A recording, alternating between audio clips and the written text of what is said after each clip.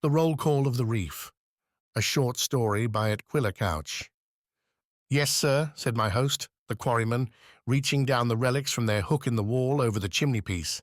"They've hung here all my time and most of my father's. The women won't touch 'em, they're afraid of the story. So here they'll dangle and gather dust and smoke till another tenant comes and tosses 'em out of doors for rubbish. Whew! 'Tis coarse weather, surely."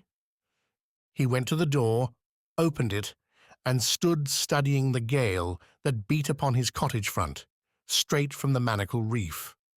The rain drove past him into the kitchen, aslant like threads of gold silk in the shine of the wreckwood fire. Meanwhile, by the same firelight, I examined the relics on my knee.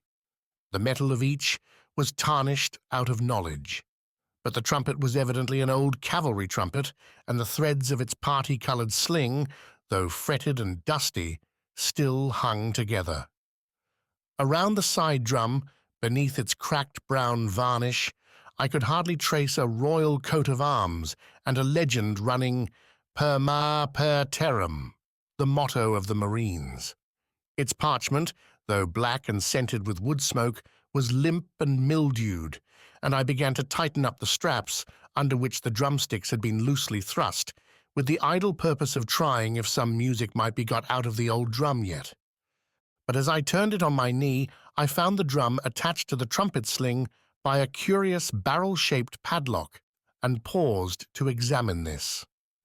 The body of the lock was composed of half a dozen brass rings, set accurately edge to edge, and rubbing the brass with my thumb, I saw that each of the 6 had a series of letters engraved around it.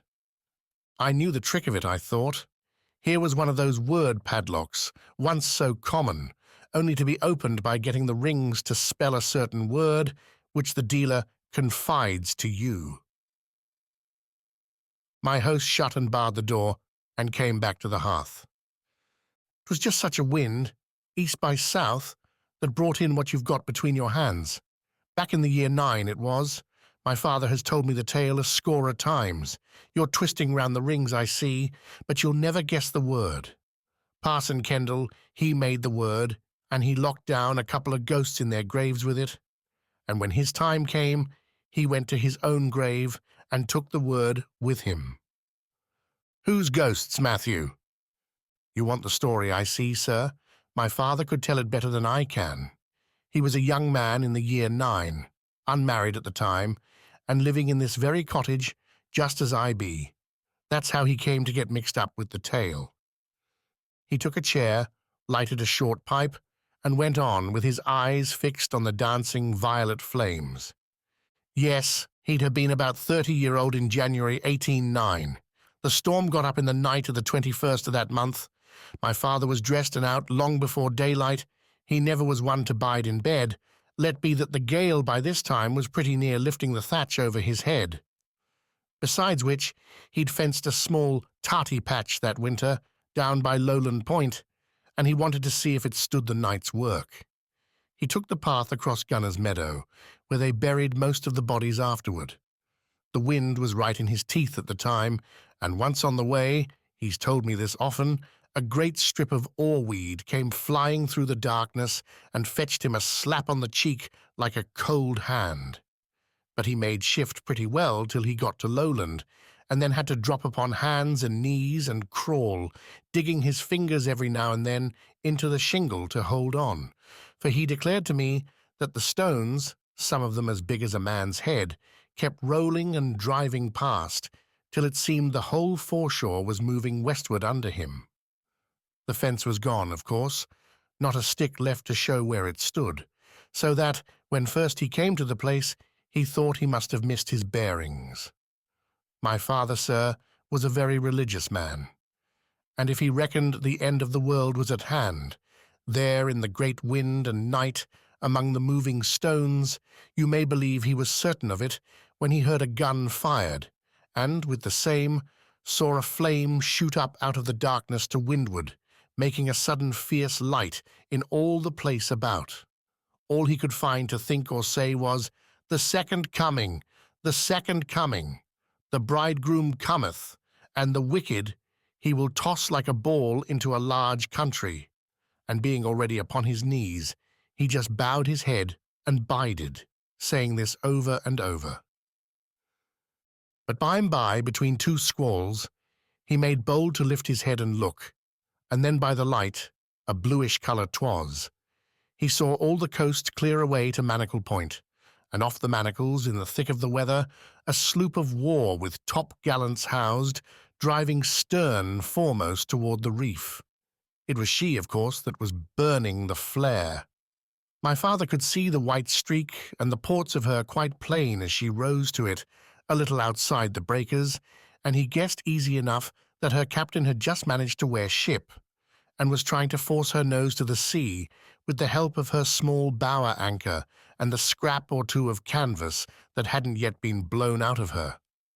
But while he looked, she fell off, giving her broadside to it foot by foot, and drifting back on the breakers around Carn Du and the Varses. The rocks lie so thick thereabout that 'twas a toss-up which she struck first.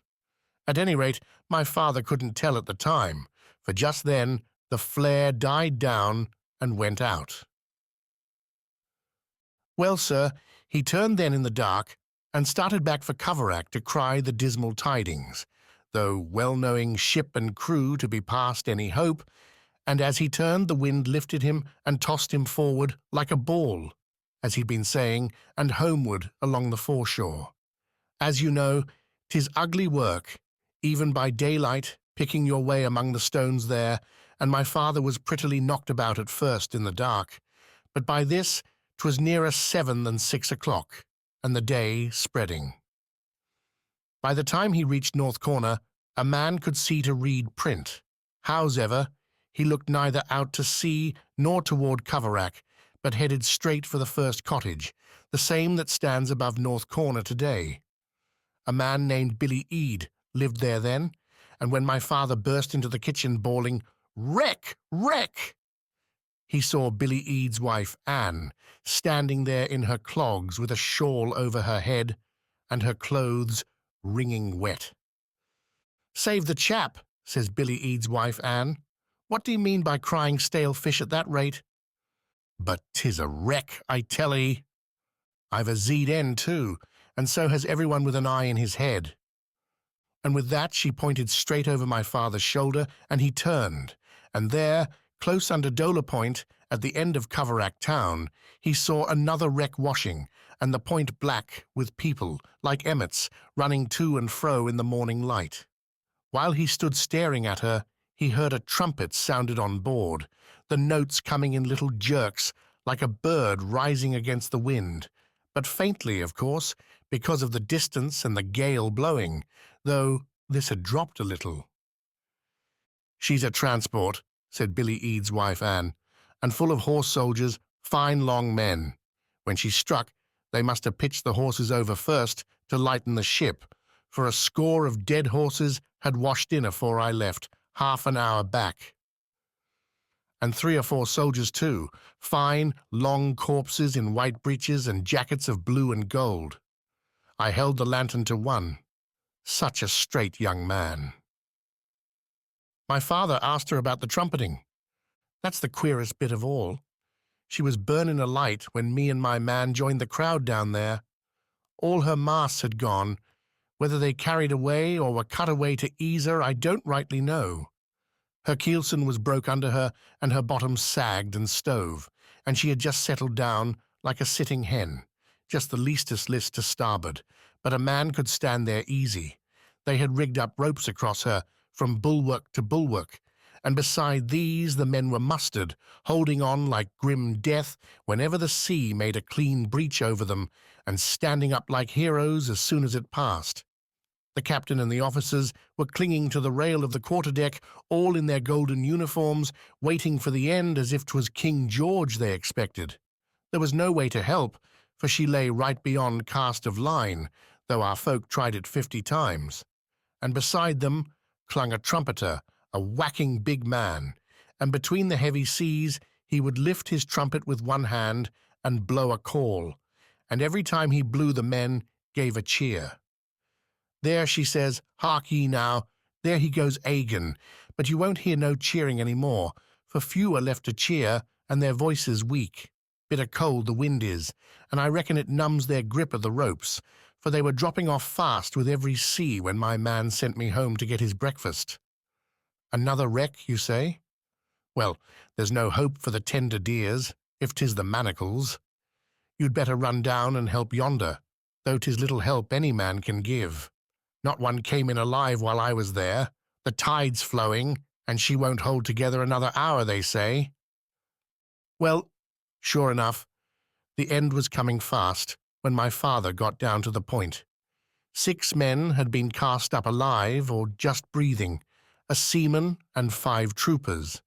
The seaman was the only one that had breath to speak, and while they were carrying him into the town, the word went round that the ship's name was the Dispatch, transport, homeward bound from Corunna, with a detachment of the 7th Hussars that had been fighting out there with Sir John Moore. The seas had rolled her further over by this time and given her decks a pretty sharp slope, but a dozen men still held on, 7 by the ropes near the ship's waist, a couple near the break of the poop, and 3 on the quarter-deck. Of these 3, my father made out one to be the skipper. Close by him clung an officer in full regimentals. His name, they heard after, was Captain Duncan Field. And last came the tall trumpeter, and if you'll believe me, the fellow was making shift there at the very last to blow God Save the King. What's more, he got to send us victorious, before an extra big sea came bursting across and washed them off the deck, every man but one of the pair beneath the poop, and he dropped his hold before the next wave, being stunned, I reckon. The others went out of sight at once, but the trumpeter, being, as I said, a powerful man as well as a tough swimmer, rose like a duck, rode out a couple of breakers, and came in on the crest of the 3rd. The folks looked to see him broke like an egg at their very feet, but when the smother cleared, there he was, lying face downward on a ledge below them. And one of the men that happened to have a rope round him, I forget the fellow's name if I ever heard it, jumped down and grabbed him by the ankle as he began to slip back. Before the next big sea, the pair were hauled high enough to be out of harm, and another heave brought them up to grass. Quick work, but Master Trumpeter wasn't quite dead. Nothing worse than a cracked head and 3 staved ribs. In 20 minutes or so they had him in bed, with the doctor to tend him. Now was the time, nothing being left alive upon the transport, for my father to tell of the sloop he'd seen driving upon the manacles. And when he got a hearing, though the most were set upon salvage, and believed a wreck in the hand, so to say, to be worth half a dozen they couldn't see, a good few volunteered to start off with him and have a look. They crossed Lowland Point, no ship to be seen on the manacles, nor anywhere upon the sea. 1 or 2 was for calling my father a liar. "Wait till we come to Dean Point," said he. Sure enough, on the far side of Dean Point, they found the sloop's mainmast washing about with half a dozen men lashed to it, men in red jackets, every mother's son drowned and staring. And a little further on, just under the Dean, 3 or 4 bodies cast up on the shore, one of them a small drummer boy, side drum and all, and nearby part of a ship's gig, with HMS Primrose cut on the sternboard. From this point on, the shore was littered thick with wreckage and dead bodies, the most of them Marines in uniform, and in Godrevy Cove, in particular, a heap of furniture from the captain's cabin, and among it a watertight box, not much damaged, and full of papers, by which, when it came to be examined, next day, the wreck was easily made out to be the Primrose, of 18 guns, outward bound from Portsmouth with a fleet of transports for the Spanish War. 30 sail, I've heard, but I've never heard what became of them. Being handled by merchant skippers, no doubt they rode out the gale and reached the Tagus safe and sound. Not but what the captain of the Primrose, mine was his name, did quite right to try and club-haul his vessel when he found himself under the land, only he never ought to have got there if he took proper soundings. But it's easy talking. The Primrose, sir, was a handsome vessel, for her size one of the handsomest in the King's service, and newly fitted out at Plymouth Dock. So the boys had brave pickings from her in the way of brass work, ship's instruments and the like, let alone some barrels of stores not much spoiled. They loaded themselves with as much as they could carry, and started for home, meaning to make a second journey before the preventive men got wind of their doings and came to spoil the fun. "Hello," says my father, and dropped his gear. "I do believe there's a leg moving," and running for, he stooped over the small drummer boy that I told you about.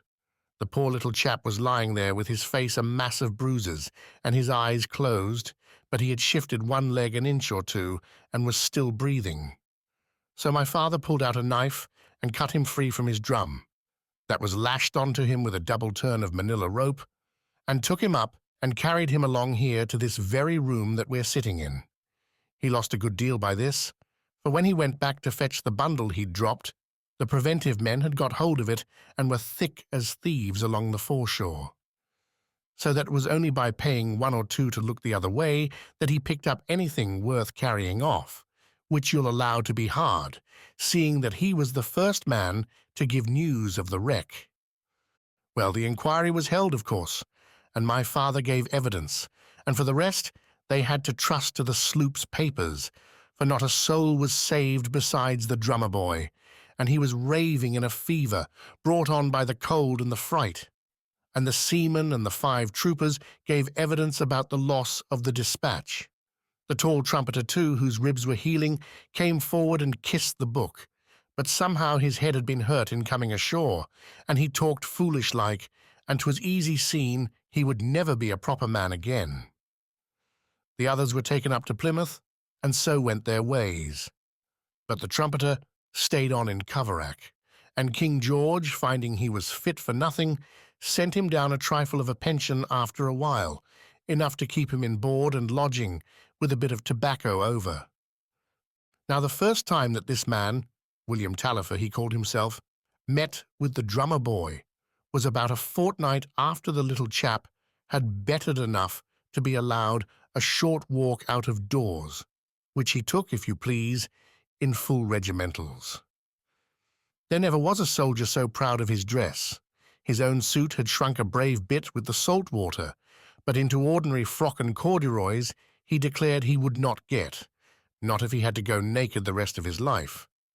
So my father, being a good-natured man and handy with the needle, turned to and repaired damages with a piece or two of scarlet cloth cut from the jacket of one of the drowned marines.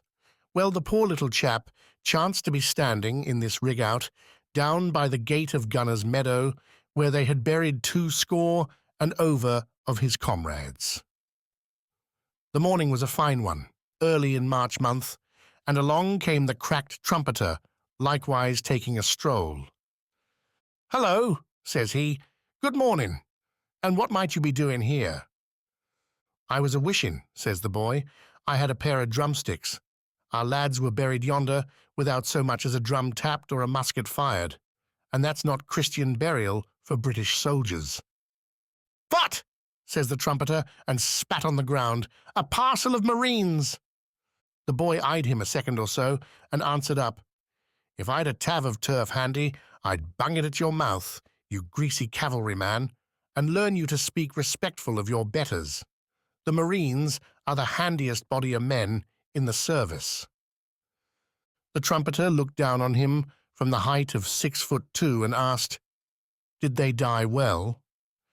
"They died very well.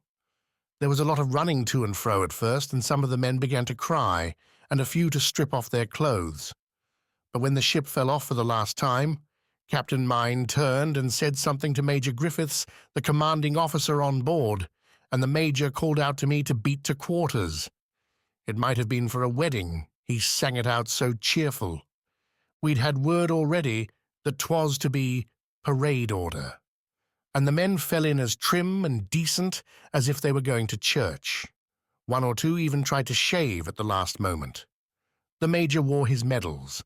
One of the seamen, seeing I had work to keep the drum steady, the sling being a bit loose for me and the wind what you remember, lashed it tight with a piece of rope. And that saved my life afterward, a drum being as good as a cork until it stove. I kept beating away until every man was on deck. And then the major formed them up and told them to die like British soldiers. And the chaplain was in the middle of a prayer when she struck. In 10 minutes, she was gone. That was how they died, cavalryman. And that was very well done, drummer of the Marines. What's your name? John Christian. Mine's William George Tallifer, trumpeter of the 7th Light Dragoons, the Queen's Own. I played God Save the King while our men were drowning. Captain Duncanfield told me to sound a call or two to put them in heart. But that matter of God Save the King was a notion of my own. I won't say anything to hurt the feelings of a Marine, even if he's not much over 5 foot tall, but the Queen's Own Hussars is a tear-in-fine regiment. As between horse and foot, 'tis a question of which gets a chance. All the way from Sahagun to Corunna, 'twas we that took and gave the knocks at Mayorga and Rueda and Beneventi. The reason, sir, I can speak the names so pat is that my father learnt 'em by heart afterward from the trumpeter, who was always talking about Mayorga and Rueda and Beneventi. We made the rear guard under General Paget and drove the French every time, and all the infantry did was to sit about in wine shops till we whipped 'em out and steal and straggle and play the tomfool in general. And when it came to a stand-up fight at Corunna, 'twas we that had to stay seasick aboard the transports and watch the infantry in the thick of the caper. Very well they behaved, too, especially the 4th Regiment and the 42nd Highlanders and the dirty 50. Oh, aye, they're decent regiments, all three, but the Queen's Own Hussars is a tear-in-fine regiment. So you played on your drum when the ship was going down? Drummer John Christian, I'll have to get you a new pair of sticks. The very next day, the trumpeter marched into Helston and got a carpenter there to turn him a pair of boxwood drumsticks for the boy. And this was the beginning of one of the most curious friendships you ever heard tell of. Nothing delighted the pair more than to borrow a boat off my father and pull out to the rocks where the Primrose and the Dispatch had struck and sunk. And on still days, 'twas pretty to hear them out there off the Manacles, the drummer playing his tattoo, for they always took their music with them, and the trumpeter practicing calls and making his trumpet speak like an angel. But if the weather turned roughish, they'd be walking together and talking. Leastwise, the youngster listened, while the other discoursed about Sir John's campaign in Spain and Portugal, telling how each little skirmish befell, and of Sir John himself, and General Baird, and General Paget, and Colonel Vivian, his own commanding officer, and what kind of men they were, and of the last bloody stand-up at Corunna, and so forth, as if neither could have enough. But all this had to come to an end in the late summer, for the boy, John Christian, being now well and strong again, must go up to Plymouth to report himself. 'Twas his own wish, for I believe King George had forgotten all about him, but his friend wouldn't hold him back. As for the trumpeter, my father had made an arrangement to take him on as lodger as soon as the boy left, and on the morning fixed for the start, he was up at the door here by 5 o'clock, with his trumpet slung by his side and all the rest of his belongings in a small valise. A Monday morning it was, and after breakfast he had fixed to walk with the boy some way on the road toward Helston, where the coach started. My father left them at breakfast together and went out to meet the pig and do a few odd morning jobs of that sort. When he came back, the boy was still at table, and the trumpeter sat with the rings in his hands, hitched together just as they be at this moment. "Look at this," he says to my father, showing him the lock. "I picked it up off a starving brass worker in Lisbon, and it is not one of your common locks that one word of 6 letters will open at any time. There's Janius in this lock, for you've only to make the ring spell any 6-letter word you please and snap down the lock upon that, and never a soul can open it. Not the maker even, until somebody comes along that knows the word you snapped it on. Now Johnny here's going, and he leaves his drum behind him, for though he can make pretty music on it, the parchment sags in wet weather by reason of the sea-water getting at it, and if he carries it to Plymouth, they'll only condemn it and give him another. And as for me, I shan't have the heart to put lip to the trumpet any more when Johnny's gone. So we've chosen a word together and locked 'em together upon that, and by your leave, I'll hang 'em here together on the hook over your fireplace. Maybe Johnny'll come back, maybe not. Maybe, if he comes, I'll be dead and gone, and he'll take 'em apart and try their music for old sake's sake. But if he never comes, nobody can separate 'em, for nobody besides knows the word. And if you marry and have sons, you can tell 'em that here are tied together the souls of Johnny Christian, drummer of the Marines, and William George Taillefer, once trumpeter of the Queen's own hussars. Amen. With that, he hung the 2 instruments upon the hook there, and the boy stood up and thanked my father and shook hands, and the pair went out of the door toward Helston. Somewhere on the road they took leave of one another, but nobody saw the parting, nor heard what was said between them. About 3 in the afternoon, the trumpeter came walking back over the hill, and by the time my father came home from the fishing, the cottage was tidied up, and the tea ready, and the whole place shining like a new pin. From that time for 5 years, he lodged here with my father, looking after the house and tilling the garden. And all the while he was steadily failing, the hurt in his head spreading in a manner to his limbs. My father watched the feebleness growing on him, but said nothing. And from first to last, neither spake a word about the drummer, John Christian, nor did any letter reach them, nor word of his doings. The rest of the tale you're free to believe, sir, or not, as you please.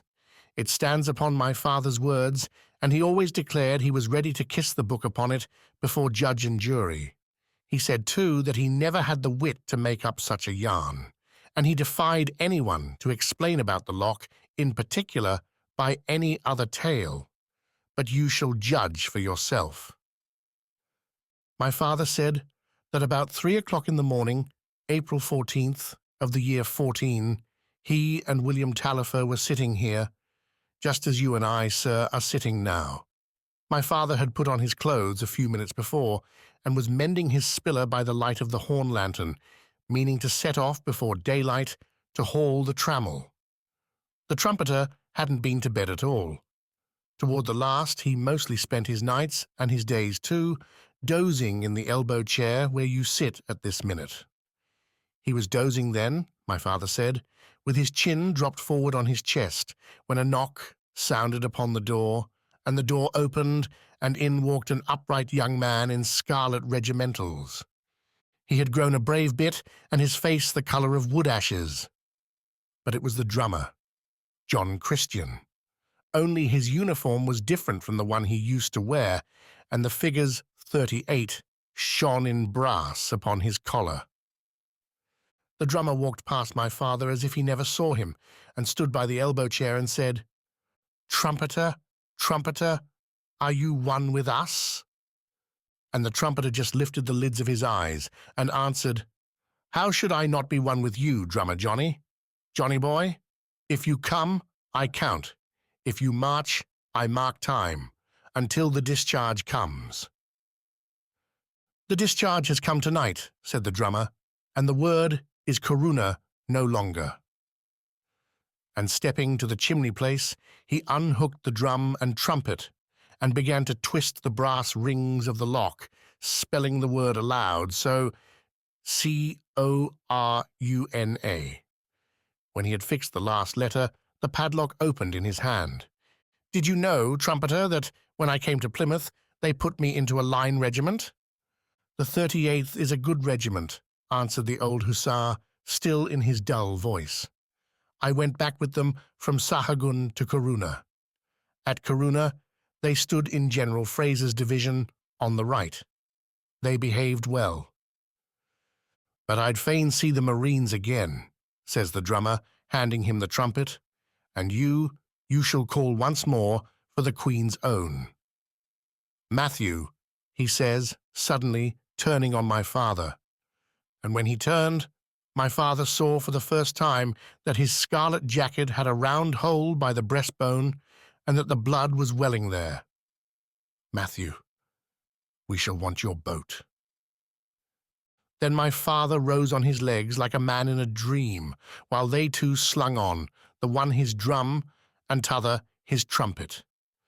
He took the lantern and went quaking before them down to the shore, and they breathed heavily behind him, and they stepped into his boat, and my father pushed off. "Row you first for Dola Point," says the drummer. So my father rowed them past the white houses of Coverack to Dola Point, and there, at a word, lay on his oars. And the trumpeter, William Tallifer, put his trumpet to his mouth and sounded the reveille. The music of it was like rivers running. "They will follow," said the drummer. "Matthew, pull you now for the manacles." So my father pulled for the manacles and came to an easy close outside Carn Du, and the drummer took his sticks and beat a tattoo there by the edge of the reef, and the music of it was like a rolling chariot. "That will do," says he, breaking off. "They will follow. Pull now for the shore under Gunner's Meadow." Then my father pulled for the shore and ran his boat in under Gunner's Meadow, and they stepped out, all three, and walked up to the meadow. By the gate the drummer halted and began his tattoo again, looking out toward the darkness over the sea. And while the drum beat and my father held his breath, there came up out of the sea and the darkness a troop of many men, horse and foot, and formed up among the graves. And others rose out of the graves and formed up, drowned Marines with bleached faces and pale hussars, riding their horses, all lean and shadowy. There was no clatter of hooves or accoutrements, my father said, but a soft sound all the while like the beating of a bird's wing, and a black shadow lay like a pool about the feet of all. The drummer stood upon a little knoll just inside the gate, and beside him the tall trumpeter, with hand on hip, watching them gather, and behind them both my father clinging to the gate. When no more came, the drummer stopped playing and said, "Call the roll."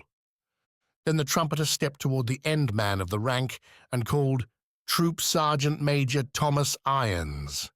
And the man answered in a thin voice, "Here." "Troop Sergeant Major Thomas Irons, how is it with you?" The man answered, "How should it be with me? When I was young, I betrayed a girl, and when I was grown, I betrayed a friend, and for these I must pay. But I died as a man ought. God save the king."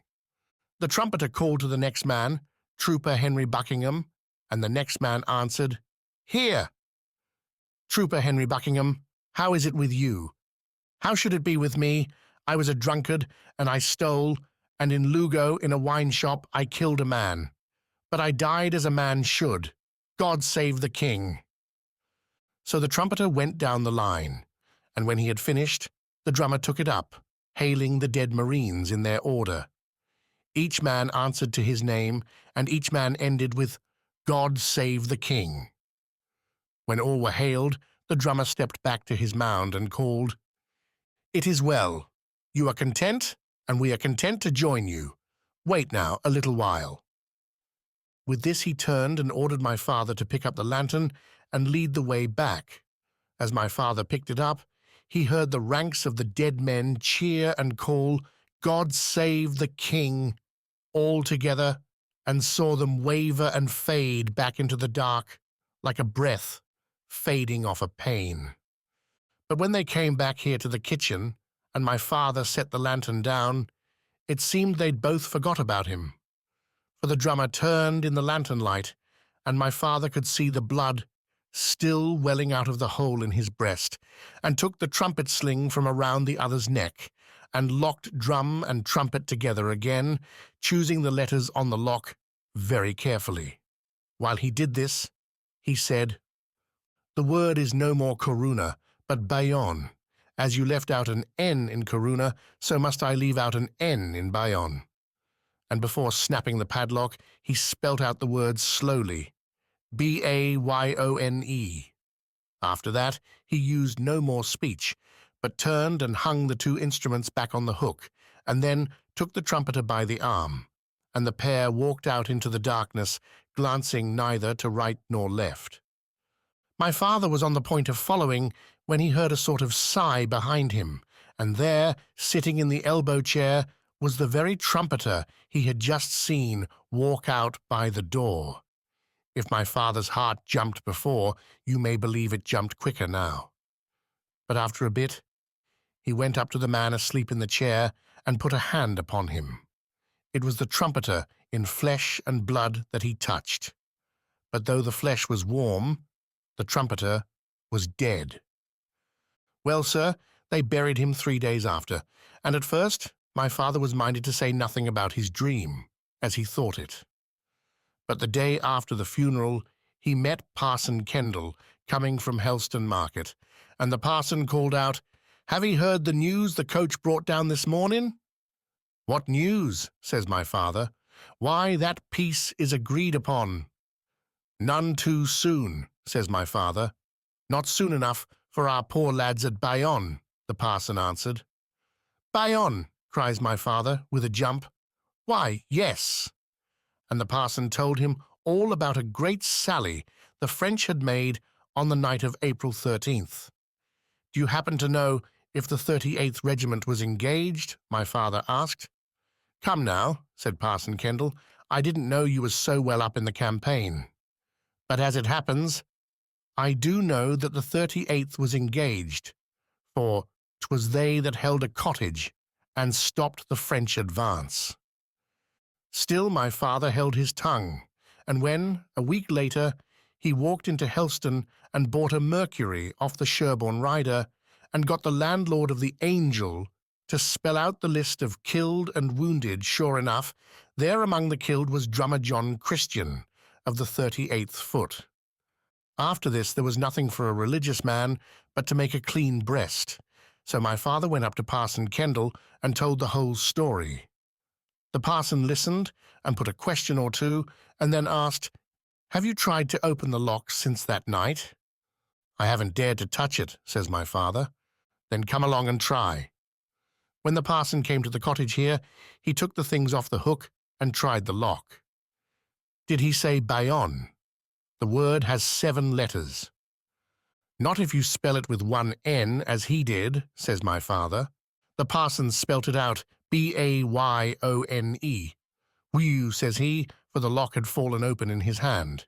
He stood considering it a moment, and then he says, "I tell you what, I shouldn't blab this all round the parish if I was you.